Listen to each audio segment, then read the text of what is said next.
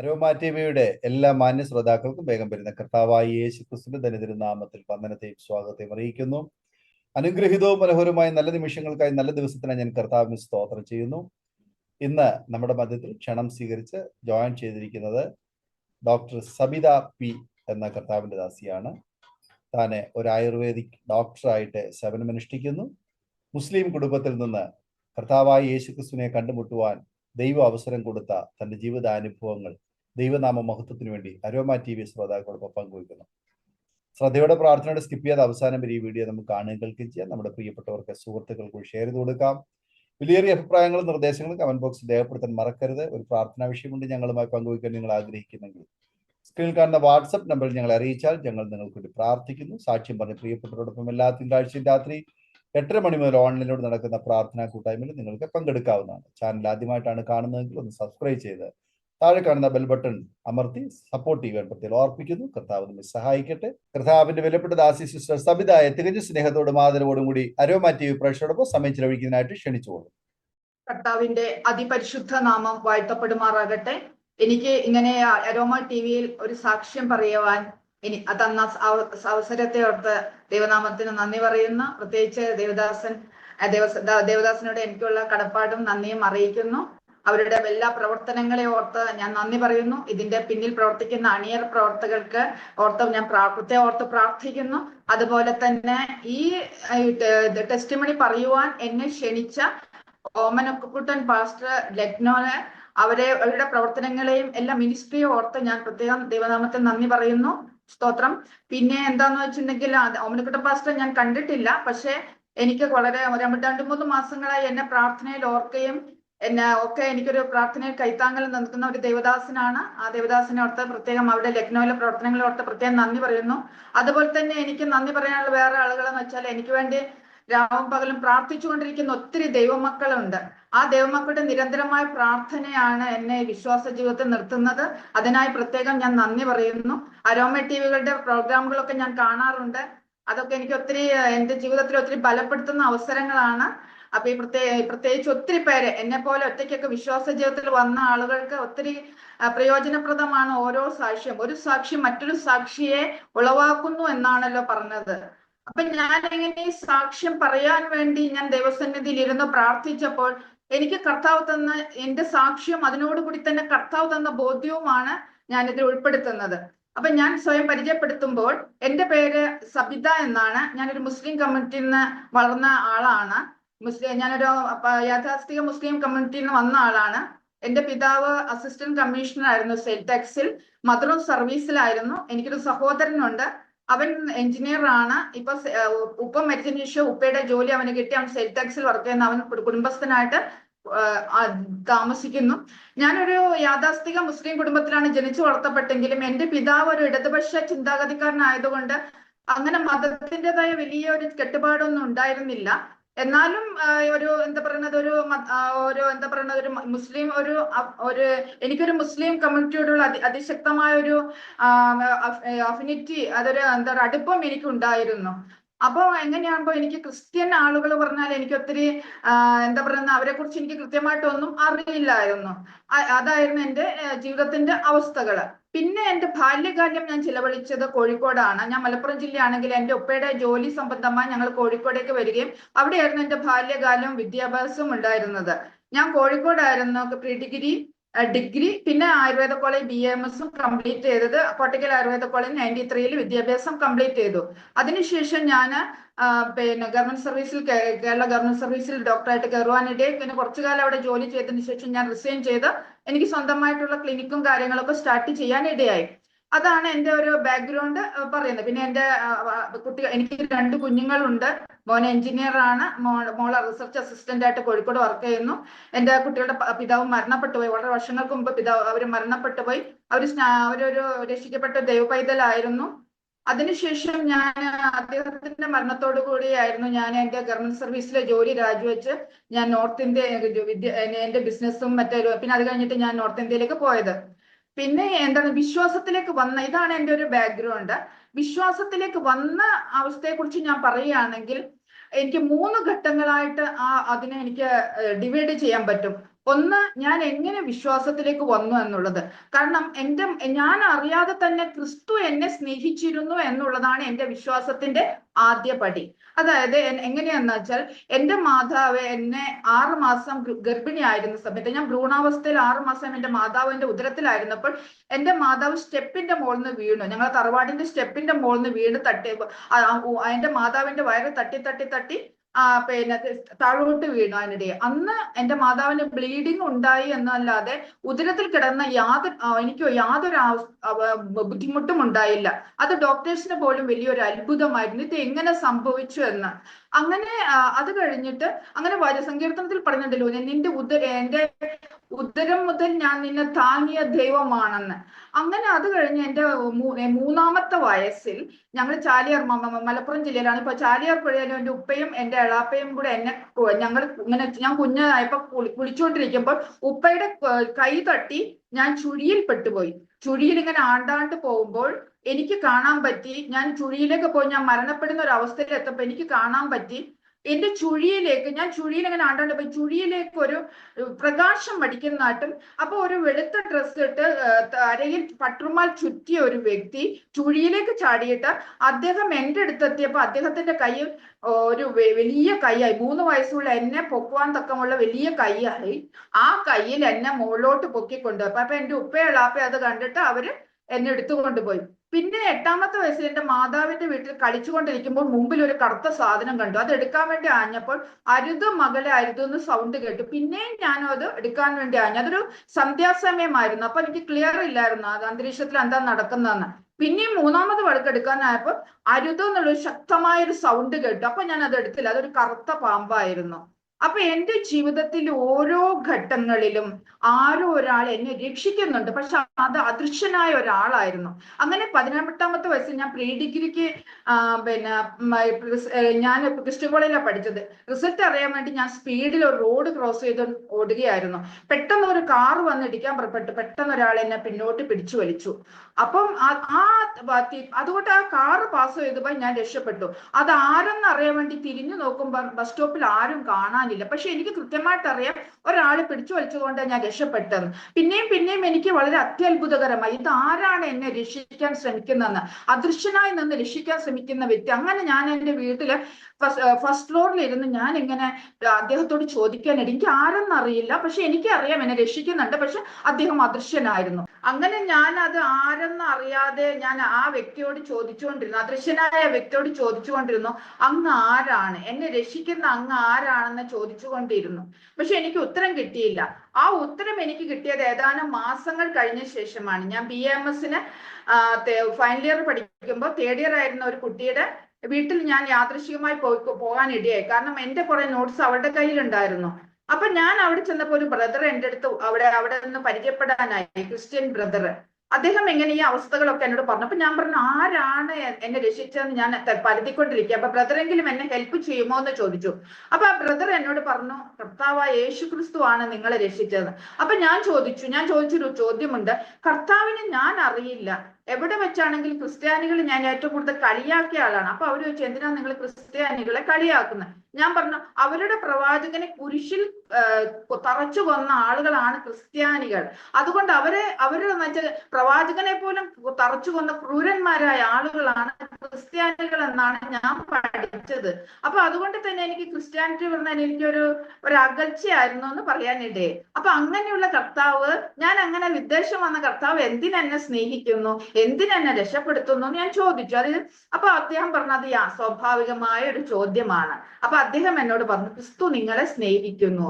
അപ്പൊ ഞാൻ ചോദിച്ചു, ക്രിസ്തു എന്നെ സ്നേഹിക്കാൻ ഇത്രമാത്രം, ഞാൻ ക്രിസ്തുവിനെ വെറുത്ത എന്നെ എന്തിനാണ്, ക്രിസ്ത്യാനിറ്റിയെ വെറുത്ത എന്നെ എന്തിനാ ക്രിസ്തു സ്നേഹിക്കുന്നതെന്ന് പറഞ്ഞു. അപ്പൊ അദ്ദേഹം എന്നോട് പറഞ്ഞു, കർത്താവിന്റെ രക്തം പാപമോചനത്തിനായി നമ്മുടെ മേൽ തളിക്കപ്പെട്ടു, യേശുവിന്റെ ശരീരം പാപത്തിനായി തകർക്കപ്പെട്ടു എന്ന് പറയാം. അത് എൻ്റെ ഒരു പുതിയ അറിവായിരുന്നു. പാപമോചനത്തിനായി രക്തം ചിന്തിയ കർത്താവ് എന്നുള്ളത് എന്റെ പുതിയൊരു ചിന്തയായിരുന്നു.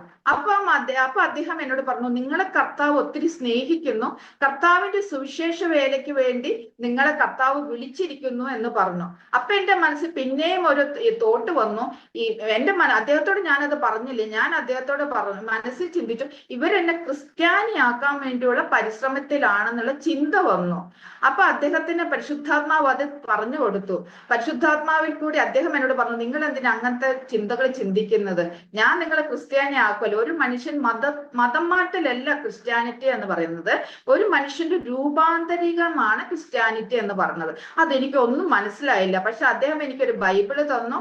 ആ ബൈബിൾ ഞാൻ എന്താന്ന് വെച്ചാല് മേടിക്കാൻ മടിച്ചു. ഇനി ഞാനതെങ്ങാനും വായിച്ച് ക്രിസ്ത്യാനി ആയി പോയാലോ എന്നുള്ളൊരു പേടി കൊണ്ട് എനിക്ക് അത് പേടിച്ചിട്ട് ഞാൻ എന്താന്ന് ഒരാൾ ഗിഫ്റ്റ് തന്നല്ലേ, ഞാൻ എടുത്ത് ബാഗിൽ വെച്ചു. അത് കഴിഞ്ഞ് ഞാൻ അത് ഉപേക്ഷിക്കപ്പെട്ട നില എന്റെ വീട്ടിൽ കൊണ്ടുവച്ചു.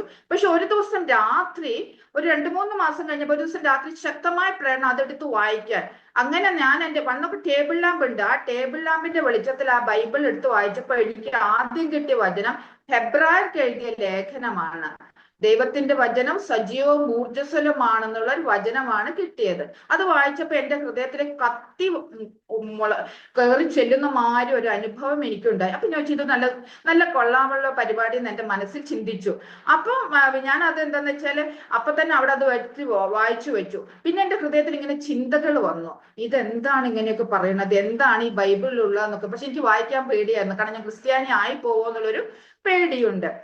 അപ്പോഴല്ല പറയുന്നത് നമ്മൾ ജഡത്തിന്റെ ചിന്തകൾ എന്നുള്ളത്. പിന്നെയാണ് കർത്താവ് പഠിപ്പിച്ചത്, ജഡത്തിന്റെ ചിന്തകൾ നമുക്ക് അകത്ത് ഭയം, നിരാശ എന്നിവ ഇടുന്നത് പിന്നെയാണ് കർത്താവ് എന്നെ പഠിപ്പിച്ചത്. അന്ന് ഇതിനെക്കുറിച്ചൊന്നും എനിക്കൊന്നും അറിയില്ലായിരുന്നു. അങ്ങനെ അത് കഴിഞ്ഞ് ഞാൻ BMS കഴിഞ്ഞ് ഞാൻ ജോലിക്ക് കയറി. അങ്ങനെ ജോലിക്ക് കയറിയ സമയത്താണ് എനിക്ക് കർത്താവ് എന്നെ പിന്നെയും സ്പർശിക്കാൻ ഇടയായത്. എന്താന്ന് വെച്ചാൽ ഒരു ദിവസം രാത്രി ഞാൻ കിടന്നുറങ്ങുമ്പോൾ, ഞാനന്ന് തമിഴ്നാട്ടിലാണ് ജോലി കയറിയത്, രാത്രി കിടന്നുറങ്ങുമ്പോൾ എനിക്ക് ശബ്ദം കേൾക്കുകയാണ്, സബിത മകളെ എഴുന്നേൽക്കൂന്ന്. അപ്പൊ ഞാൻ രാത്രി എഴുന്നേറ്റ് നോക്കുമ്പോൾ രാത്രി 12 മണി. ഞാൻ പേടിച്ചു, സത്യം പറയണം. അന്ന് അവിടെയൊക്കെ കൊലപാതകങ്ങളൊക്കെ നടക്കുന്നതാ. പിന്നെയും സൗണ്ട് കേട്ടു. അപ്പൊ ഞാൻ എഴുന്നേറ്റു. അപ്പൊ ഞാൻ ചോദിച്ചു, അങ്ങ് ആരാണ്? അപ്പൊ എന്റെ മനസ്സിൽ ചിന്ത വന്നു, എന്റെ ഹൃദയത്തിൽ ചിന്ത, അത് കർത്താവാണെന്ന്. അപ്പൊ എനിക്ക് അങ്ങനെ എന്റെ ഹൃദയത്തിൽ ചിന്ത വന്നു. അപ്പൊ എനിക്ക് കർത്താവിനോട് ഒത്തിരി ഇഷ്ടം തോന്നി. അന്നാണ് എനിക്ക് കർത്താവിനോട് ഭയങ്കര ഇഷ്ടം തോന്നിയത്. കാരണം എനിക്ക് അറിയില്ല, ഒരു ഭയങ്കരമായ ഇഷ്ടം തോന്നി.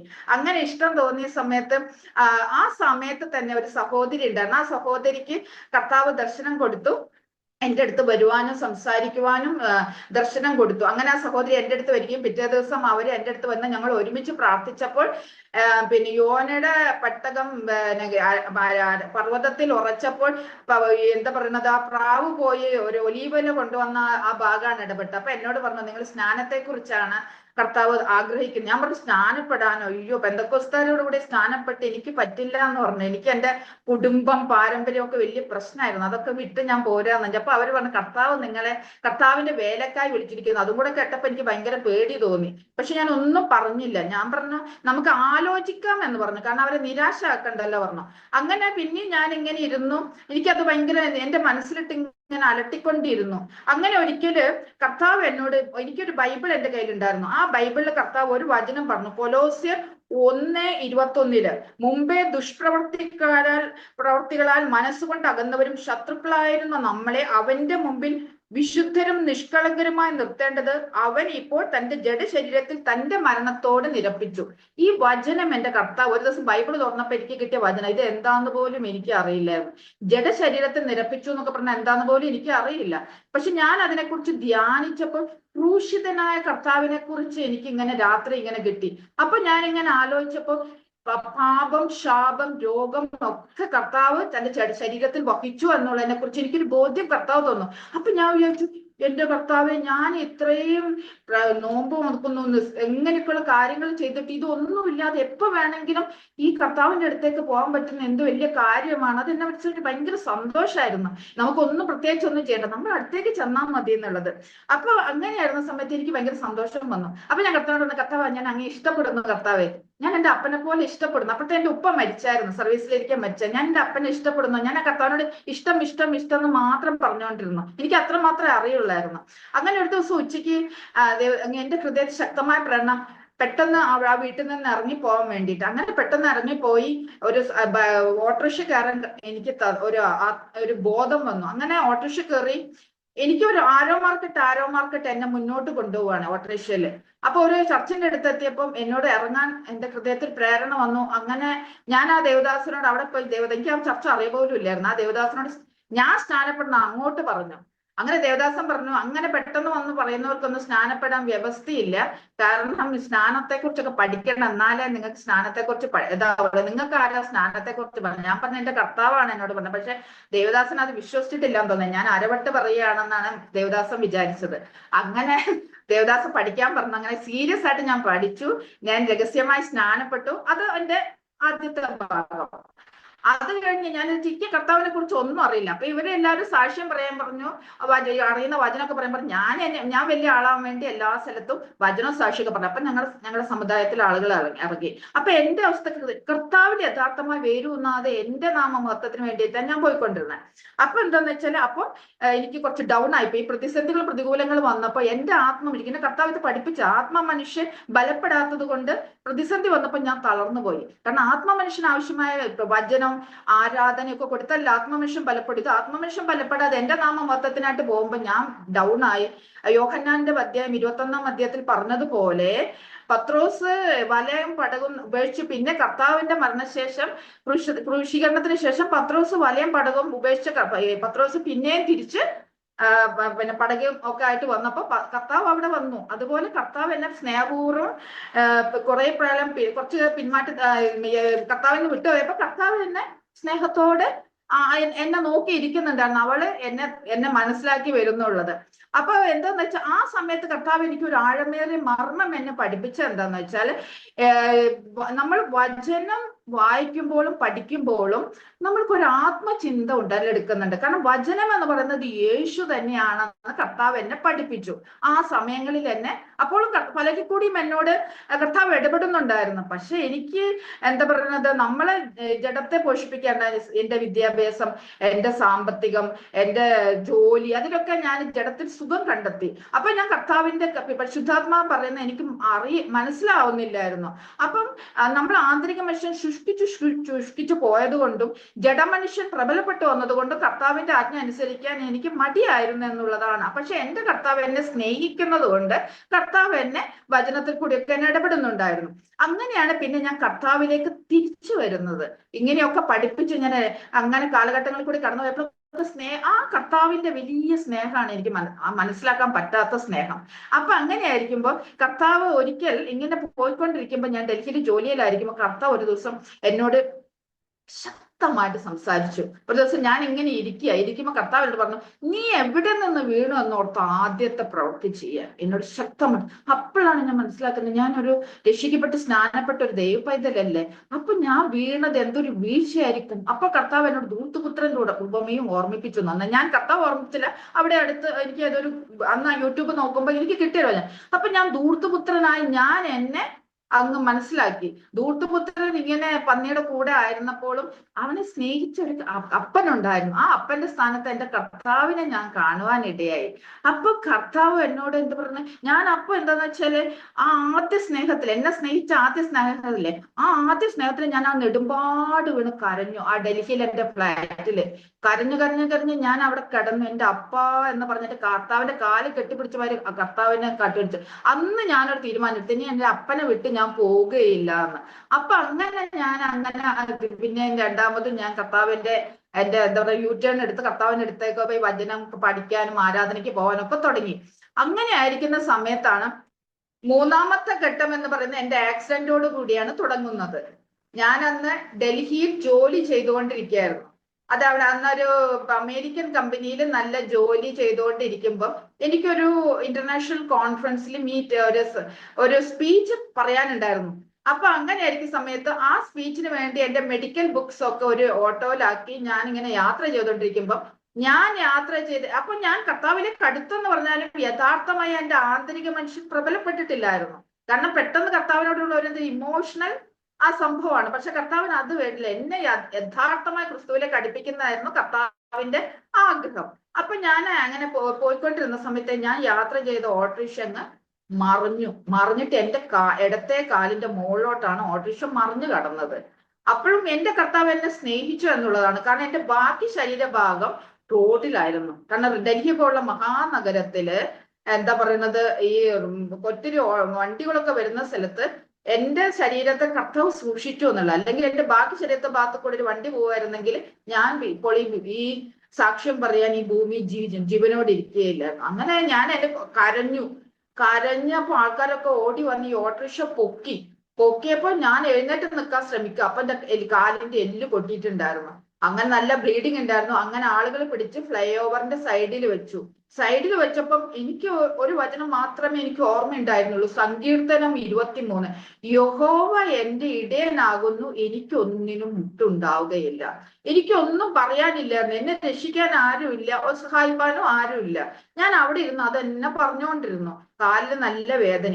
അപ്പോൾ എന്റെ പെട്ടെന്നൊരു കാറ് വന്ന് എന്റെ മുന്നിൽ നിൽക്കുകയും ആ കാറിൽ നിന്ന് ഒരു അപ്പനും മകളും കൂടി കയറി വന്നു. എന്നെ പിടിച്ച് അവരുടെ കാറിൽ വെച്ചു. എന്റെ ബുക്സ് ഒക്കെ അതിലേക്ക് വെച്ചു. ഞാൻ താമസിച്ചിരുന്ന പെയിങ് ഗസ്റ്റിലേക്ക് അവർ എന്നെ കൊണ്ടാക്കി.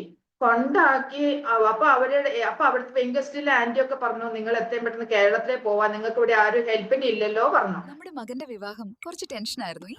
അപ്പോഴാണ് ഞങ്ങൾ aromamary.com രജിസ്റ്റർ ചെയ്തത്. അവിടെ നിന്നാണ് നമ്മുടെ മകന് നല്ലൊരു പെൺകുട്ടിയെ കണ്ടെത്തിയത്.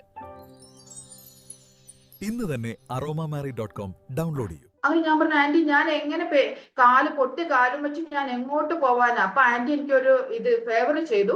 അവിടെ തൊട്ടടുത്ത ഒരു ഹോസ്പിറ്റലിൽ കൊണ്ടുപോയി അവര് ഇങ്ങനെ കെട്ടി വെച്ചപ്പോ ഹൈ ബ്ലീഡിങ് ഉണ്ടായിരുന്നു, ഇമ്മീഡിയറ്റ് സർജറി വേണമെന്ന് പറഞ്ഞു. ഞാൻ ആകെ ഞെട്ടി. കാരണം എനിക്ക് ബൈസ്റ്റാൻഡർ ഇല്ല, സർജറി ചെയ്യാൻ ഒന്നുമില്ല. ഞാൻ അവിടെ ഇരുന്ന് കർത്താവിനെ ചോദിച്ചു, കർത്താവ് ഞാൻ എന്ത് ചെയ്യൂ അപ്പ എന്ന് പറഞ്ഞു. അപ്പൊ എനിക്ക് കർത്താവിനോട് ഞാൻ ചോദിച്ചു, അങ്ങ് എബ്രഹാമിന്റെ ഇസ്ഹാക്കിന്റെ യാക്കോബിന്റെ ദൈവമല്ലേ? എബ്രഹാമിനെ അങ്ങ് ഒറ്റയ്ക്കല്ലേ വിളിച്ചു വരുത്തിയത്? അപ്പൊ എന്റെ അപ്പൻ അങ്ങല്ലേ എന്ന് ചോദിച്ചു. അങ്ങനെ അവര് സർജറിക്ക് ബൈസ്റ്റാൻഡർ ഇല്ലാത്തോട്ട് തിരിച്ചവരെന്നെ പെയിൻ ഗസ്റ്റ് ഫെസിലിറ്റിയിലേക്ക് എന്നെ കൊണ്ടുവന്നു. ഞാൻ വൈകുന്നേരം വരെ അവിടെ ഇരുന്നു. എനിക്ക് ആരും സഹായത്തിനില്ല. അങ്ങനെ തൊട്ടടുത്ത് മണിപ്പാൽ ഹോസ്പിറ്റലിൽ ഒരു പയ്യനുണ്ട്. ആ പയ്യനോ വൈകുന്നേരം വന്നോ അവൻ ഡ്യൂട്ടി കഴിഞ്ഞ് വരുന്നവരെ ഞാൻ അവിടെ ഇരുന്നു. അങ്ങനെ അവൻ എന്നെ ലോക്നായിക് ഹോസ്പിറ്റലിൽ കൊണ്ടുപോയി. അപ്പൊ ഞാൻ വർക്ക് ചെയ്തിരുന്ന ആ അമേരിക്കൻ കമ്പനിയുടെ MD-യുടെ ഭാര്യ അവിടെ നഴ്സിംഗ് സൂപ്രണ്ട് ആയിരുന്നു LNGP-യിൽ. അവരവിടെ അമേരിക്കയിലായിരുന്നു. അങ്ങനെ എന്നെ അവിടേക്ക് കൊണ്ടുവിട്ട് അവൻ എന്നോട് പറഞ്ഞു, ഞാൻ നിങ്ങളെ കാഷ്വാലിറ്റി കൊണ്ടുവിടാം, പക്ഷെ ബാക്കിയൊന്നും അറിയില്ല എന്ന് പറഞ്ഞു. ഞാൻ പറഞ്ഞു, കാഷ്വാലിറ്റി കൊണ്ടുപോയി ബാക്കി കർത്താവ് തീരുമാനിക്കും. അങ്ങനെ കാഷ്വാലിറ്റി കൊണ്ടുപോയിട്ട് ഞാൻ അവിടെ നിന്ന് കർത്താവിനോട് അയ്യം വിളിച്ചു, കർത്താവെ ഞാനിനി എന്ത് ചെയ്യും കർത്താവ്? എന്റെ കാലിന്റെ എല്ല് പൊട്ടി. കാരണം കാഷ്വാലിറ്റി കിടക്കാൻ എന്റെ ഒരു സൈഡില് ആസ്മ പേഷ്യന്റ്, ബാക്കി സൈഡില് ഞാനും. ഈ ആസ്മ പേഷ്യന്റ് അങ്ങോട്ടും ഇങ്ങോട്ടും തിരിയുമ്പോ എന്റെ കാലിലേക്ക് തട്ടും. ഞാൻ എന്ത് ചെയ്യും കർത്താവെ എന്ന് വെച്ച് കരഞ്ഞു. അപ്പോഴത്തെ ഒരു പയ്യൻ അബൂബക്കർ പറഞ്ഞിട്ട് നെയിം ബോർഡുള്ള ഒരു നേഴ്സ് വന്ന് അവരോട് ഞാൻ പറഞ്ഞു, എവിടുന്ന് വരും? ഞാൻ പറഞ്ഞു, മലപ്പുറത്തുനിന്ന് വരും. അപ്പൊ അവന് ഭയങ്കര സന്തോഷം. അപ്പൊ എന്നാൽ ഇക്കാക്ക അവനെ പഠിപ്പിച്ചതാണ്. അങ്ങനെ അവൻ പറഞ്ഞു ശരിയെന്ന് പറഞ്ഞാൽ ഡോക്ടറോട് റിക്വസ്റ്റ് ചെയ്ത് ഡോക്ടർ എന്നെ സ്ട്രക്ചറിൽ കയറ്റി. അങ്ങനെ സ്ട്രക്ചറിൽ കയറ്റി എന്നെ വാർഡിലേക്ക് അഡ്മിറ്റ് ചെയ്തില്ല. കാരണം ആരും ഇല്ല എന്റെ കൂടെ, ബൈസ്റ്റാൻഡർ ഇല്ല. അങ്ങനെ അന്ന് രാത്രിയും പറ്റുന്ന ഉച്ചവരെ ഞാൻ എന്താ പറയുന്ന വരാന്തയിൽ കിടന്നു. ഞാൻ പറഞ്ഞു, കർത്താവ് ഈ വരാന്തയിൽ കിടക്കാനാണോ കർത്താവ് അങ്ങനെ വിളിച്ചത്? പക്ഷെ എനിക്ക് എന്നാലും നല്ല പ്രത്യാശ ഉണ്ടായിരുന്നു. കാരണം എന്നെ വിളിച്ച ദൈവം വിശ്വസ്തനാണെന്ന്. അങ്ങനെ പിറ്റേ ദിവസം ഞാൻ ഒരാളോട് ഒരു കെയർടേക്കറെ ചോദിച്ചു. അപ്പൊ എനിക്ക് കിട്ടിയില്ല. പക്ഷെ കർത്താവിനോട് ഞാൻ പറഞ്ഞു, കർത്താവെ അന്ന് എനിക്ക് കെയർടേക്കർ തരാൻ വിശ്വസ്തനാണെന്ന് പറഞ്ഞു. അങ്ങനെ അത്ഭുതകരമായ ഒരു കെയർടേക്കർ തന്നു. അവൾക്ക് 1000 രൂപ പെർ ഡേ കൊടുത്തു. അപ്പൊ ഒരു അത്ഭുതം എന്താ വെച്ചാൽ എന്റെ അടുത്ത് അക്കൗണ്ടിൽ വെറും 20,000 രൂപ എനിക്ക് ഉണ്ടായിരുന്നുള്ളൂ. പക്ഷെ ഞാൻ വിശ്വസിച്ചു. ഫിലിപ്പിയർക്ക് എഴുതിയ അദ്ദേഹത്തെ പറഞ്ഞത്, ഞാൻ ചോദിക്കുന്നതിലും നിനയ്ക്കുന്നതിലും അത്യന്തം പരമായി ചെയ്യുവാൻ കഴിവുള്ള കർത്താവിനെയാണ് ഞാൻ സേവിക്കുന്നത്. അങ്ങനെ ഞാൻ ഹോസ്പിറ്റലിൽ ഇത് ചെയ്തു. അങ്ങനെ 9-ാം തീയതി സർജറി ചെയ്തു. അപ്പൊ സർജറി ചെയ്യാൻ വേണ്ടി സർജറി എക്സ്റ്റേണൽ ഫിക്സേറ്റർ ഇടാൻ കമ്പി പോലെ എനിക്ക് ലോക്കൽ ഗാർഡിയനായിട്ട് ഒപ്പിട്ട് തരാൻ ആരുമില്ല. ഞാൻ പറഞ്ഞു, കർത്താവ് ആരെങ്കിലും ഒരാളെ. അപ്പൊ ഭാഗ്യത്തിന് ഞങ്ങളുടെ സാറ് ഡോക്ടർ തോമസ് കുട്ടി അവർ അമേരിക്കയിൽ നിന്ന് വന്നായിരുന്നു. സാറ് എന്നെ ലോക്കൽ ഗാർഡിയനായിട്ട് ഒപ്പിട്ട് തന്നു. സാറ് കുറച്ച് പൈസയൊക്കെ തന്നു.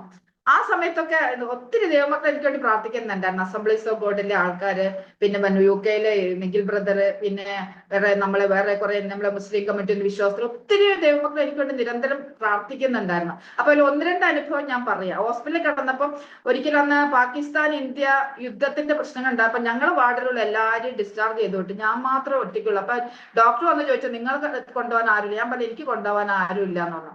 അങ്ങനെ എന്റെ കെയർടേക്കർ ഒരു വെള്ളം സൈഡിൽ വെച്ചിരുന്നു. എന്റെ കൈ കൊണ്ട് തട്ടിയിട്ട് വെള്ളം താഴോട്ട് വീട്, എനിക്ക് എടുക്കാൻ പറ്റില്ല. അന്ന് രാത്രി മുഴുവൻ വെള്ളം കുടിക്കാതെ, ശക്തമായ ആന്റിബയോട്ടിക്കിന്റെ ഇഞ്ചക്ഷൻ ഒക്കെ പോകുന്നത്, വെള്ളം കുടിക്കാതെ ഞാൻ കിടന്നു. അപ്പോഴാണ് ഞാൻ മനസ്സിലാക്കുന്നത് കർത്താവ് നമുക്ക് വേണ്ടി ത്യാഗത്തിന്റെ പോയിന്റ് പോലും ഞാൻ സഹിക്കുന്നില്ലല്ലോ അപ്പാന്ന് പറഞ്ഞു. അങ്ങനെ പിറ്റേ ദിവസം കെയർടേക്കർ വന്നു. അതുപോലെ തന്നെ ഈ സ്ട്രക്ചർ ഒക്കെ വലിക്കണമെങ്കിൽ ആരും എനിക്ക് കൂട്ടില്ല. അപ്പൊ നേഴ്സ് ഒക്കെ പറയും, നിങ്ങൾക്ക് ആരും ഇല്ലാത്ത നിങ്ങളെ കൊണ്ട് ഞങ്ങൾക്ക് വലിയ പണിയാന്ന് പറയും. കാരണം ബാക്കി എല്ലാവർക്കൊക്കെ അല്ലെ ഒരു സൈഡിൽ പിടിക്കാൻ വേറെ ആള്, മറ്റേ സൈഡിൽ പിടിക്കാൻ ഒരാളൊക്കെ ഉണ്ട്. എനിക്ക് ഒരാളെ കിട്ടണമെങ്കിൽ 250 രൂപ പെർ ഹെഡ് കൊടുക്കണം. അങ്ങനെയാണ് എന്റെ അവസ്ഥ. അപ്പൊ ഞാൻ കെയർടേക്കർ പറഞ്ഞാൽ സാരില്ല ആന്റി, ഞാൻ നിങ്ങളെ വലിക്കാന്ന് പറയുമ്പോ ഇവിടെ ഒറ്റയ്ക്ക് വലിച്ചു കൊണ്ടുപോകും ഈ വളവും തിരിവുള്ള ലോക്നായിക്കില് ഈ സ്ട്രക്ചർ ഇതിൽ കൂടിയൊക്കെ. അപ്പൊ ഞാൻ ജീവൻ കയ്യിൽ പിടിച്ചിട്ട് ഞാൻ കിടക്കുക. കാരണം എന്താ വെച്ചാൽ ഈ സ്ട്രക്ചർ അങ്ങോട്ടും ഇങ്ങോട്ടും വലിഞ്ഞാൽ ഞാൻ താഴോട്ട് വീടും, എനിക്ക് വേറെ ആളില്ല.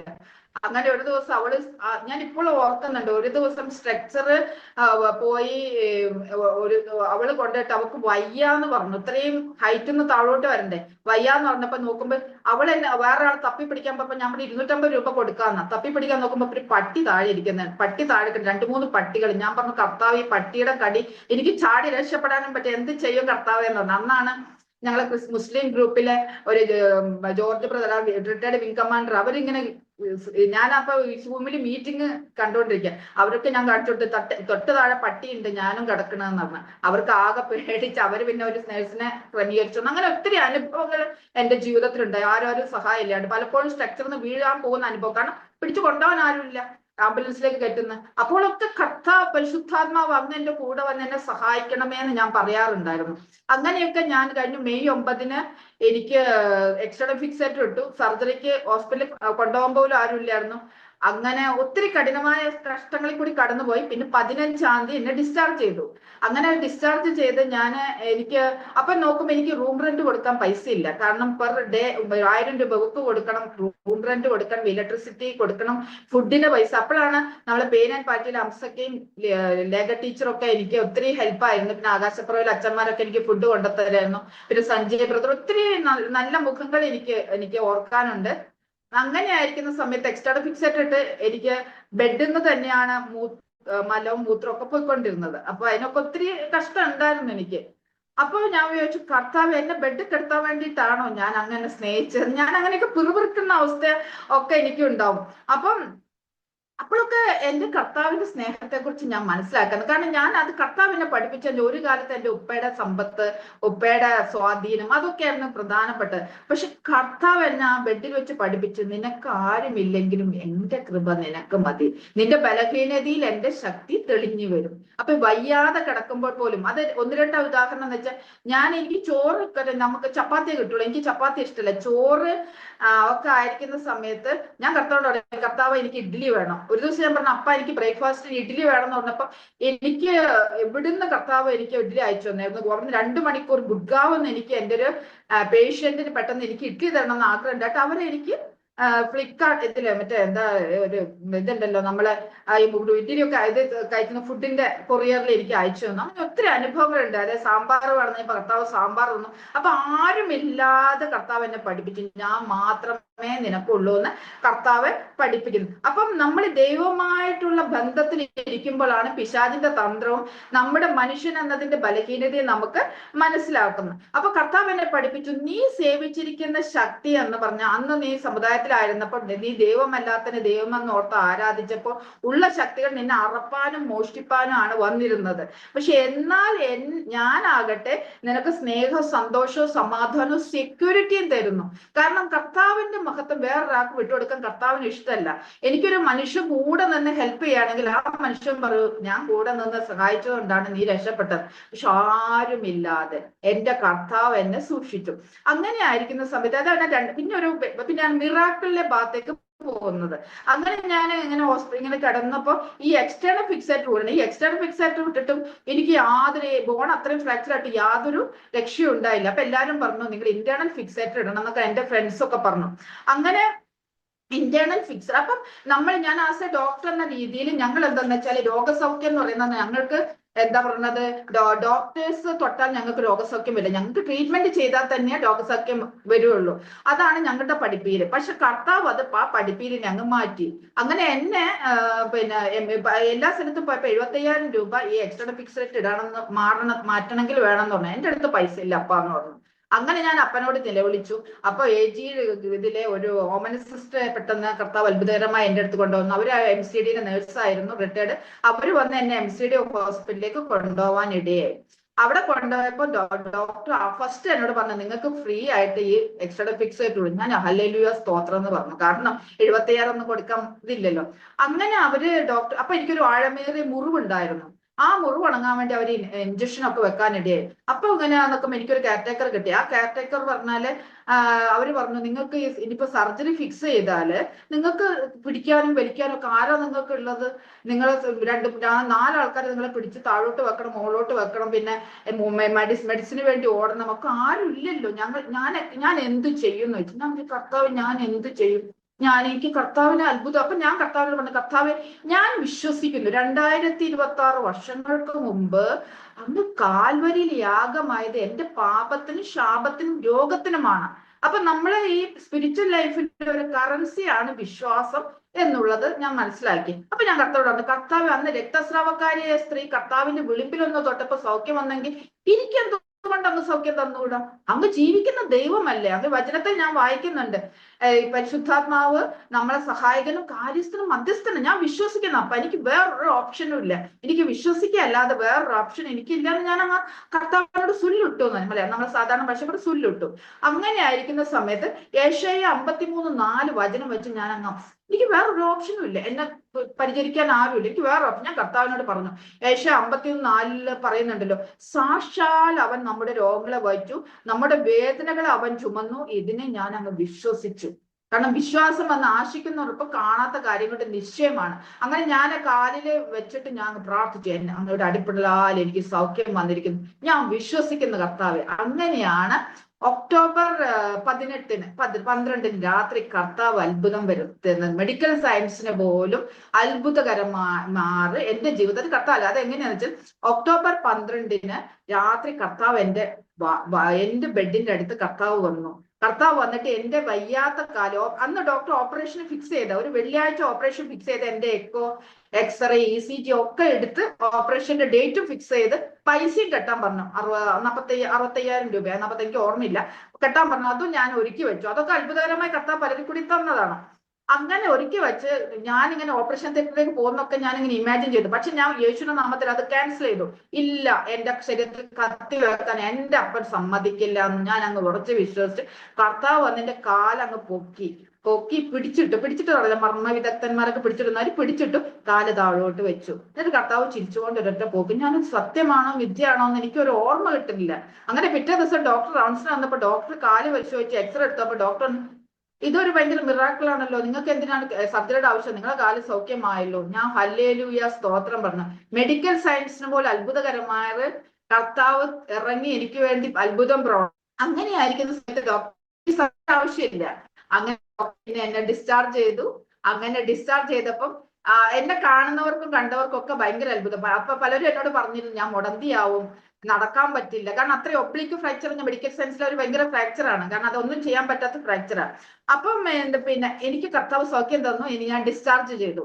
ഡിസ്ചാർജ് ചെയ്യപ്പോൾ എനിക്കൊന്നും മനസ്സിലാക്കാൻ പറ്റുന്നില്ല, എന്തൊക്കെ സംഭവിച്ചു എന്ന് പോലും എനിക്ക് മനസ്സിലാക്കാൻ പറ്റും. ഞാൻ കാണുന്നവരോടൊക്കെ പറയാം എന്റെ കർത്താവ് സൗഖ്യം തന്നു. അപ്പൊ എന്റെ ഫ്രണ്ട്സ് ഡോക്ടേഴ്സ് ഒക്കെ ചോദിച്ചു, പിന്നെ നിങ്ങൾ ഇന്റർണൽ ഫിക്സേറ്റർ ഇട്ടോ എന്ന് ചോദിച്ചു. ഞാൻ പറഞ്ഞു ഇന്റർണൽ ഫിക്സേറ്റർ ഒന്നും ഇട്ടിട്ടില്ല, കർത്താവ് സർജറി ചെയ്ത്. അപ്പൊ അവരതൊന്നും വിശ്വസിച്ചില്ല. അതൊന്നും എന്റെ പ്രശ്നമല്ല, എന്നെ സംഭവിച്ചത്. അങ്ങനെ ഞാൻ പിന്നെ കേരളത്തിൽ വന്നു. കേരളത്തിൽ വന്നതിന് ശേഷം കർത്താവ് പിന്നെ പഠിപ്പിക്കുന്നത് വെച്ചാൽ എന്റെ പോരായ്മകളെ കുറിച്ച് കർത്താവ് പഠിപ്പിക്കാൻ തുടങ്ങി. എന്നെ ഒരു റീബിൽഡ് ഫോർമേഷൻ ആണ് കർത്താവ്. കാരണം കർത്താവ് എന്റെ ജീവിതത്തിൽ എന്റെ ജഡശരീരത്തിൽ എനിക്ക് പല ന്യൂനതകൾ ഉണ്ടായിരുന്നു. കാരണം എനിക്ക് പലരോട് ക്ഷമിക്കാനുണ്ടായിരുന്നു, ഞാൻ കോപ സ്വഭാവമുള്ള വ്യക്തിയായിരുന്നു, ഒക്കെ ഉണ്ടായിരുന്നു. കർത്താവ് ഓരോ ദിവസവും കർത്താവ് എന്നെ പഠിപ്പിച്ചു, നീ ക്ഷമിക്കേണ്ടവരോട് ക്ഷമിക്കുക, അവരെ അനുഗ്രഹിച്ച് പ്രാർത്ഥിക്കുക. പിന്നെ എന്റെ നാവ് എന്താ ജീവനും മരണം നമ്മുടെ നാവിന്റെ അധികാരത്തിൽ ഇരിക്കുന്നു. അപ്പം നമ്മളെ കർത്താവിനെ സ്തുതിക്കുന്ന നാവ് കൊണ്ട് കർത്താവിന്റെ കർത്താവ് പല കാര്യങ്ങളും ചെയ്യും എന്നുള്ളതിനെ കുറിച്ച് ഉറച്ച് വിശ്വസിച്ച് നമ്മൾ പറയുക. അപ്പൊ കർത്താവ് അത്ഭുതം പ്രവർത്തിക്കുന്ന കർത്താവ് പറഞ്ഞു. അപ്പൊ എഫേസ്യർ 4:22 പറയുന്നുണ്ടല്ലോ, മുമ്പിലത്തെ മടപ്പ് സംബന്ധിച്ച് ചതിമോഹങ്ങളായി വഷളായി പോകുന്ന പഴയ മനുഷ്യനെ ഉപേക്ഷിച്ച് നമ്മുടെ ഉള്ളിൽ ആത്മാവ് സംബന്ധമായി പുതുക്കം പ്രാപിച്ചു സത്യത്തിന്റെ ഫലമായി നീതിയിലും വിശുദ്ധിയിലും ദൈവാനുരൂപമായി സൃഷ്ടിക്കപ്പെട്ട പുതിയ മനുഷ്യനെ സൃഷ്ടിക്കാൻ പുതിയ മനുഷ്യനെ ധരിച്ചു കൊള്ളുവാൻ കർത്താവ് പറഞ്ഞു. അതിനെ കുറിച്ച് ഓർത്ത് ധ്യാനിക്കുമ്പോൾ കർത്താവ് എന്റെ കുറവശം മനസ്സിലാക്കി തന്നു. അതിന് പല പേഷ്യൻസിനോട് ഞാൻ പറഞ്ഞു, പല പേഷ്യൻസ് ഇതുവരെ ഞാൻ വിചാരിച്ച മെഡിക്കൽ സയൻസിന് എല്ലാം ചെയ്യാൻ പറ്റുമെന്ന്, പക്ഷെ മെഡിക്കൽ സയൻസിൽ പോലും അത്ഭുതകരമായ രീതിയിൽ എന്റെ കർത്താവ് എനിക്ക് സൗഖ്യം. എനിക്കിവിടെ എന്റെ പേഷ്യൻസിനോട് ഞാൻ പറയാൻ തുടങ്ങി, ഇതാണ് കർത്താവ് അത്ഭുതകരമായി സൗഖ്യം തന്നത്. അത് ഒത്തിരി പേർക്ക് അതൊരു വിടുതലിന് കാരണമായി. അപ്പൊ ഇപ്പോൾ എന്റെ അവസ്ഥ എന്ന് വെച്ചാൽ ഞാൻ കർത്താവിൽ ഒത്തിരി സന്തോഷിച്ചിരിക്കുന്നു. കർത്താവ് എനിക്കൊരു പുതിയ ജീവിതം തന്നു. എന്റെ കർത്താവ് ആരെന്ന് പഠിപ്പിച്ചു. എന്റെ ജീവിതത്തെ അനുദിനം പുതുക്കിക്കൊണ്ട്, യഥാർത്ഥമായ മനസ്സെന്ന് അനുദിനം നമ്മളെ പുതുക്കിക്കൊണ്ടിരിക്കുന്ന ഒരവസ്ഥയിലാണ് കർത്താവ് എന്നെ പഠിപ്പിക്കുന്നത്. പിന്നെ കർത്താവ് എന്നെ പഠിപ്പിച്ചു ഒരു കാര്യം, ആത്മമനുഷ്യനെ നീ നിരന്തരം വചനം ഉപയോഗിച്ച് ഫീഡ് ചെയ്യുക. അപ്പൊ ആത്മമനുഷ്യൻ ബലപ്പെടുമ്പോൾ നിനക്ക് ആവശ്യമായ ജ്ഞാനവും പരിജ്ഞാനവും നിനക്ക് ഞാൻ തരും. ആരോട് എന്തൊക്കെ സംസാരിക്കും പരിജ്ഞാനം. അപ്പോൾ പല സമയത്തും ഞാൻ മറ്റുള്ളവർ എന്റെ മുമ്പിൽ ഇരിക്കുമ്പോൾ ചിലപ്പോൾ ദേഷ്യപ്പെട്ട് സംസാരിക്കും. എന്റെ പരിശുദ്ധാത്മാവിനോട് പറയും, പരിശുദ്ധാത്മാവ് അങ്ങനെ സഹായിക്കണമേ എന്ന് പറയുമ്പോൾ പരിശുദ്ധാത്മാവ് എന്നെ അപ്പോൾ സഹായിക്കുകയും പിന്നെ കർത്താവിന്റെ രക്തത്താൽ പുതുക്കം പ്രാപിച്ച് ഞാൻ പുതിയ വഴിയിലേക്ക് നീങ്ങുകയും ചെയ്യും. അപ്പൊ എന്താന്ന് വെച്ചാല് ദൈവവചനത്തിന്റെ അറിവും ജ്ഞാനവും എനിക്ക് വർദ്ധിപ്പാനിടയെ. പിന്നെ ദൈവാത്മാവിന്റെ പ്രവൃത്തി ഓരോ നിമിഷം ഒരു വ്യക്തിയോട് കാണുമ്പോൾ, ഇപ്പൊ ഒരു വളരെ ക്യാൻസർ രോഗികളൊക്കെ കാണുമ്പോൾ അവരുടെ ആ ദുഃഖത്തിൽ എനിക്ക് പങ്കുചേരാൻ പറ്റും. കാരണം ഞാൻ കിടപ്പിലായതുകൊണ്ട് എനിക്കറിയാം അവരുടെ വേദന എനിക്ക് അറിയാൻ പറ്റും. അപ്പൊ ഇതിനെന്താന്ന് വെച്ചാൽ നമ്മുടെ പ്രാർത്ഥന, പിന്നെ എനിക്ക് വേണ്ടി നിരന്തരം പ്രാർത്ഥിക്കുന്നത്. അപ്പൊ ഒരു ദേവദാസൻ, എന്റെ ഒരു സഹോദരനെ പോലെ ഒരു ദേവദാസനുണ്ട്, പാസ്റ്റർ റെനി അഡൂര് പറഞ്ഞിട്ട് ഒരു ദേവദാസൻ, പിന്നെ ഒരു പാസ്റ്റർ റോയി വയനാട് കിടപ്പിലായ ഒരു ദേവദാസനാണ്. അവരൊക്കെ ഒത്തിരി എനിക്ക് പ്രചോദനം എനിക്ക് തരാറുണ്ട്, വചനത്തിലൊക്കെ ഒത്തിരി തരാറുണ്ട്. അപ്പൊ ഇതാണ് എന്റെ സാക്ഷ്യം എന്ന് പറയുന്നത്. അപ്പൊ ഞാനത് കൺക്ലൂഡ് ചെയ്യുമ്പോൾ എനിക്ക് ഒന്ന് പറയാനുള്ളൂ, കർത്താവിനെ അറിയാത്ത ഒരു കാലഘട്ടം, കർത്താവിനെ അറിഞ്ഞ ഒരു കാലഘട്ടം, അതിൽ നിന്ന് പുതിയ മനുഷ്യനായി രൂപാന്തരപ്പെടുന്ന, ഞാൻ പെട്ടു എന്ന് പറയില്ല, രൂപാന്തരപ്പെടുന്ന ഒരു കാലഘട്ടം. അനുദിനം ഞാൻ പുതുക്കം പ്രാപിച്ചുകൊണ്ടിരിക്കുകയാണ്. ഇത് ഞാൻ അറിഞ്ഞ സത്യത്തെ. കാരണം പണ്ടൊക്കെ എന്ന് പറഞ്ഞാൽ ഇപ്പൊ പല ആൾക്കാരും പിന്നെ ലോകപ്രകാരം നടക്കുന്ന ആളുകളെ കാണുമ്പോൾ പണ്ടൊക്കെ എന്താ പറഞ്ഞാൽ ഞാൻ വിചാരിക്കും ഇവര് എന്താണ് ഇങ്ങനെയൊക്കെ നടക്കണമെന്ന് മനസ്സിലായി. പക്ഷെ ഇപ്പൊ കർത്താവ് എന്നെ പഠിപ്പിച്ചു, നീയും ഒരു കാലത്ത് അനുസരണക്കാരിന്റെ ആത്മാവിനാൽ സംബന്ധിച്ച് നടന്നല്ല. അപ്പൊ നീ അവരെ കുറിച്ച് ഞാൻ എപ്രകാരമാണോ അവരെ പിന്നെ കാണുന്ന അപ്രകാരം നീ കാണാൻ ശ്രമിക്കുക. അപ്പൊ കർത്താവിനെ പഠിപ്പിച്ച നോഹ, ഞങ്ങൾ നൂഹ് നബി എന്ന് പറയും. അതുപോലെ നോഹ എന്ന് പറഞ്ഞ ഏറ്റവും വലിയ കള്ളുകുടിയനായിരുന്നു എന്നാണ് പറയുന്നത്. അതുപോലെ യൂദാസിന്റെ അടുത്താണ് കർത്താവ് എന്താ പൈസയുടെ ഇത് കൊടുത്തത്. അപ്പൊ അവരുടെ പോരായ്മകൾ അറിഞ്ഞുകൊണ്ട് കർത്താവ് അവരെ സ്നേഹിച്ചു. ആ ഒരു സ്നേഹമാണ് എനിക്കിപ്പോൾ ഒരു വിസ്മയം ഉള്ളത്. ആ കർത്താവിന്റെ വലിയ സ്നേഹമാണ്. അപ്പൊ നമ്മൾ എന്താന്ന് വെച്ചാല് ദൈവത്തെ പ്രസാദിപ്പിക്കാൻ വേണ്ടി വലിയ വലിയ കാര്യങ്ങൾ ചെയ്യും. ഇതൊന്നല്ല, അത് ഭയങ്കര സിമ്പിൾ ആയിട്ട്. അപ്പൊ കർത്താവ് എന്നെ, അപ്പൊ ഞാൻ അങ്ങനെ സിമ്പിൾ ആയിട്ടല്ലോ എന്ന് പറഞ്ഞ് കർത്താവ് എന്നോട് പറഞ്ഞു, എന്റെ യാഗത്തെ കുറിച്ച് നിനക്ക് അറിയാമോ എന്ന് ചോദിച്ചു. ഞാൻ പറഞ്ഞു എനിക്ക് അറിയില്ല കർത്താവ് എന്ന് പറഞ്ഞു. അപ്പൊ കർത്താവ് പറഞ്ഞു, പണ്ട് പഴയ നിയമത്തിൽ യാഗം കഴിച്ചിട്ടാണ് നമ്മള് യാഗം കഴിക്കണമായിരുന്നു നമ്മുടെ പാപം കണ്ടി. ഇപ്പൊ ഞാനെന്ന മനുഷ്യൻ യാഗം കഴിച്ച് എന്താണ് തിരശീല നീക്കി, ആ ന്യായപ്രമാണത്തിന്റെ തിരശീല നീക്കി നിങ്ങൾക്ക് എല്ലാവർക്കും കടന്നു വരാനുള്ള ഒരു തിരശീല നീക്കി. അപ്പൊ അതിനെക്കുറിച്ച് ഞാൻ ധ്യാനിച്ചപ്പോൾ എനിക്ക് ഒരു എന്താ പറയുന്നത്, എനിക്ക് അതിൽ ആ സ്നേഹത്തെ കുറിച്ച് എനിക്ക് മനസ്സിലാക്കാൻ പറ്റുന്നില്ല. ഇപ്പൊ ഞാൻ പറയുന്നവരോടൊക്കെ പറയാറുണ്ട്, ഞാൻ കർത്താവിനെ കുറിച്ച് പറയാറുണ്ട്, ക്രിസ്ത്യാനിറ്റിയെ കുറിച്ച് പറയുന്നത്. ഒരു കാലത്ത് ക്രിസ്ത്യാനിറ്റി എന്നാണ് ക്രിസ്തുവിനോടുള്ള അനുസരണത്തിനായിട്ട് ഒരു ശിഷ്യത്വം എന്നുള്ള അവസ്ഥയാണ്. മറ്റേ ഞാൻ വിചാരിക്കും ക്രിസ്ത്യാനിറ്റി എന്ന മതമാണ്. പക്ഷെ ഇതൊരു മതമല്ല, ഒരു കർത്താവിന്റെ സ്വഭാവത്തോട് നമ്മൾ അനുരൂപപ്പെട്ട് പാപികൾക്ക് വേണ്ടി അവർക്ക് വേണ്ടി പ്രാർത്ഥിക്കുക, അവരുടെ കഷ്ടങ്ങളിൽ നമ്മൾ സഹതാപം പ്രകടിപ്പിച്ച് അവരുടെ ആത്മാക്കൾക്ക് വേണ്ടി നമ്മൾ ഇടിവിൽ നിന്ന് പ്രാർത്ഥിക്കുക. ഇതാണ് യഥാർത്ഥമായ ക്രിസ്ത്യാനിറ്റി എന്നാണ് കർത്താവ് എന്നെ പഠിപ്പിച്ചത്. അതുപോലെ തന്നെ ഒറ്റയ്ക്ക് ആക്സിഡന്റ് പറ്റി കിടന്നപ്പോൾ ഒറ്റയ്ക്ക് എന്നെ കർത്താവ് പഠിപ്പിച്ച ഒരവസ്ഥ. അതുപോലെ തന്നെ എനിക്ക് ഒത്തിരി തിക്താനുഭവങ്ങൾ പലരും ഉണ്ടായിട്ടുണ്ട്. അപ്പോൾ എനിക്ക് അവരോട് ഭയങ്കര ദേഷ്യം വന്നപ്പോൾ കർത്താവ് പറഞ്ഞു, അവരിൽ കൂടി പ്രവർത്തിക്കുന്ന പൈശാചിക ശക്തിയെ നീ കണ്ടുകൊണ്ട് അവരുടെ പാപത്തോട് അവരെ പ്രവർത്തിക്കുന്ന പാപത്തോട് നീ എതിർത്ത് നിൽക്കുക, അവരെ ഓർത്ത് നീ സങ്കടപ്പെടുക, അവരുടെ ആത്മാക്കൾക്ക് വേണ്ടിയുണ്ട് ദിടുവിൽ നിന്ന് പ്രാർത്ഥിക്കുക എന്ന് പറഞ്ഞു. അങ്ങനെ ഞാൻ തന്നെ അങ്ങനെ ഇതാ ചെയ്യുന്നുണ്ട്. ഇതാണ് എൻ്റെ ഒരു കുഞ്ഞു സാക്ഷ്യം. എന്തായാലും ഇത് നിങ്ങൾക്ക് എനിക്ക് ഇങ്ങനെ ഒരു അവസരം തന്നതിന് നന്ദി പറയുന്നു. ഞാൻ ഒരു വാക്ക് പ്രാർത്ഥിക്കാം. സ്തോത്രം. നിത്യനും പരിശുദ്ധനുമായ ഞങ്ങളുടെ നല്ല കർത്താവെ, ഇങ്ങനെ ഒരു അവസരം അങ്ങ് തന്നതിനായി സ്തോത്രം ചെയ്യുന്നു. ദൈവമേ, അങ്ങയുടെ പരിശുദ്ധാത്മാവ് എൻ്റെ നാവിൽ കൂടി എന്ത് ഈ ജനത്തോട് പറയണമെന്ന് ഞാൻ ഭാരപ്പെട്ടപ്പോൾ ദൈവത്തിന്റെ ആത്മാവ് എന്നിൽ കൂടി പ്രവർത്തിച്ചതിനായി സ്തോത്രം ചെയ്യുന്നു. കർത്താവെ, മാനവും മഹത്വം അങ്ങ് എടുക്കണം. കർത്താവെ, സ്തോത്രം ചെയ്യുന്നു. ഇത് കേട്ടുകൊണ്ടിരിക്കുന്ന എല്ലാ വ്യക്തികളെയും ദൈവത്തിന്റെ പരിശുദ്ധാത്മാവ് ധാരാളമായി സ്പർശിക്കണം. പ്രത്യേകമായി ദേവദാസിനെ അവരുടെ ശുശ്രൂഷകളെയും ഓർത്ത് ഞാൻ പ്രാർത്ഥിക്കുന്നു. കർത്താവെ, ഈ അരോമ ടിവിയുടെ പ്രവർത്തനം കൂടുതൽ കൂടുതൽ ഉയരങ്ങളിലേക്ക് പോകുവാനും അനേകർ ഇതിലൂടെ സാക്ഷ്യത്തിൽ കൂടി അനേകർ കർത്താവിനെ മനസ്സിലാക്കുവാനും അനേകം കെട്ടപ്പെട്ട വ്യക്തികളെ ബദ്ധന്മാരെ വിടുവിക്കാനും കുരുട്ടു കണ്ണുകളെ തുറപ്പാനും കർത്താവെ ഈ ടിവിയിൽ കൂടി വരുന്ന പിന്നെ ഓരോ ടെസ്റ്റുകളെയും സഹായിക്കുമാറാവണമേ എന്ന് ഞാൻ അങ്ങയുടെ പ്രാർത്ഥിക്കുന്നു. ഇതുപോലെ തന്നെ അനേകർ കഴിഞ്ഞ കാലങ്ങളിൽ ടെസ്റ്റുമണി പറഞ്ഞ അനേകരെ ഓർത്ത് പ്രാർത്ഥിക്കുന്നു. ഇനിയും വരുവാനുള്ള അനേകരെ കർത്താവിന്റെ കരങ്ങളിലേക്ക് ഏൽപ്പിച്ച് പ്രാർത്ഥിക്കുന്നു. ഞങ്ങൾക്ക് വേണ്ടി പ്രാർത്ഥിച്ചുകൊണ്ടിരിക്കുന്ന അനേകരെ പ്രാർത്ഥനയിൽ ഓർക്കെ അവരുടെ ദൈവനാമത്തിൽ നന്ദി പറയുകയും ചെയ്യുന്നു. ഇത്രത്തോളം ദൈവസന്നിധിയിൽ പറഞ്ഞുകൊണ്ട് ഇരുന്നു കൊള്ളാം. സ്തോത്രം. ആമേൻ. Thank you sister Sabitha P. ഇത്രത്തോളം സമയം ദൈവം നടത്തിയതായ അനുഗ്രഹിക്കപ്പെട്ടതായ വഴികളെ കുറിച്ച് ദൈവനാമ മഹത്വത്തിന് വേണ്ടി പങ്കുവയ്ക്കുവാൻ സ്വർഗത്തിലെ ദൈവം കൃപ ചെയ്ത ഓർത്ത് ഞാൻ ദൈവത്തിന് മഹത്വം കരയേറ്റുന്നു. ഒരു കമ്മീഷണറുടെ മകളായി ഒരു മുസ്ലിം ബാക്ക്ഗ്രൗണ്ടിൽ ജനിച്ച് വളർത്തപ്പെട്ട നല്ല ബാല്യകാലവും യൗവനകാലവും അതിനേക്കാൾ ഉപരി കർത്താവായ യേശു ക്രിസ്തുവിനെ കുറിച്ച് കേട്ടപ്പോൾ ആ യേശുവിനെ സ്നേഹിപ്പാൻ ജീവിതം സമർപ്പിക്കപ്പെട്ടതായ സംഭവങ്ങളെ കുറിച്ച് ബോധ്യമായി. യേശു നമ്മളെ സ്നേഹിക്കുമോ? പാപിയും ദോഷിയും യേശുവിനെ ഏറ്റവും കൂടുതൽ വെറുത്തതുമായ ആ അനുഭവത്തിലും നമ്മെ സ്നേഹിക്കുന്ന ഒരു ദൈവമാണ് കർത്താവെന്ന് മനസ്സിലായപ്പോൾ ആ കർത്താവിന് വേണ്ടി ഹൃദയം തുറന്നു കൊടുത്ത് ജീവിതം സമർപ്പിച്ച് ആ കർത്താവിൻ്റെ കൽപ്പനകളെ അനുസരിക്കുവാൻ ജീവിതത്തിൽ അവസരമുണ്ടായി. പിന്നീട് ജീവിതത്തിൽ ചില പ്രതിസന്ധികളൊക്കെയും കടന്നു വന്നു. അതിൽ നിന്നൊക്കെയും ദൈവത്തിൻ്റെ സാന്നിധ്യവും സംരക്ഷണയും വിടുതലും അനുഭവിച്ചറിയുവാൻ കർത്താവ് സഹായിച്ചു. അനുഗ്രഹിക്കപ്പെട്ടതായ കുടുംബജീവിതവും ആത്മീയ ജീവിതവും ഒക്കെ ദൈവം ദാനമായി തന്നു എന്ന് കേൾക്കാൻ കഴിഞ്ഞു. ദൈവമായ കർത്താവ് ധാരാളം അനുഗ്രഹിക്കട്ടെ. സൗഖ്യത്തോടെ ആരോഗ്യത്തോടെ ദീർഘായുസോടെ കർത്താവിന് വേണ്ടി പ്രയോജനപ്പെടുവാൻ നല്ല സാക്ഷ്യം വഹിപ്പാൻ ഇനിയേറെ അവസരങ്ങൾ ഒരുക്കട്ടെ എന്ന് ആശംസിക്കുന്നു, പ്രാർത്ഥിക്കുന്നു. വിലപ്പെട്ട സാക്ഷ്യം വിലയേറിയ സമയം വേർതിരിച്ച് അരോമ TV ശ്രോതാക്കളോടൊപ്പം പങ്കുവച്ചതിന് പ്രത്യേക നന്ദിയും സ്നേഹവും കടപ്പാടും അറിയിക്കുന്നു. കർത്താവ് ധാരാളമായി അനുഗ്രഹിക്കുമാറാകട്ടെ. അരോമ TV ശ്രോതാക്കൾക്കും ഈ സാക്ഷ്യം ഒരു വേറിട്ട വ്യത്യസ്ത അനുഭവമായി തീർന്നു എന്ന് ഞങ്ങൾ വിശ്വസിക്കുകയാണ്.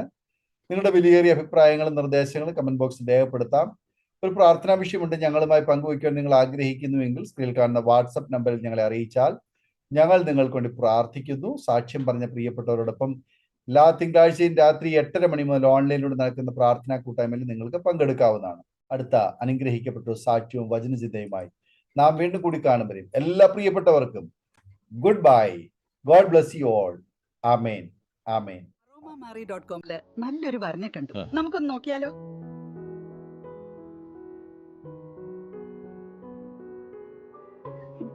എന്തായാലും നമ്മൾ അറോമ മാറി തെരഞ്ഞെടുത്തത് ശരിയായ തീരുമാനമായിരുന്നു.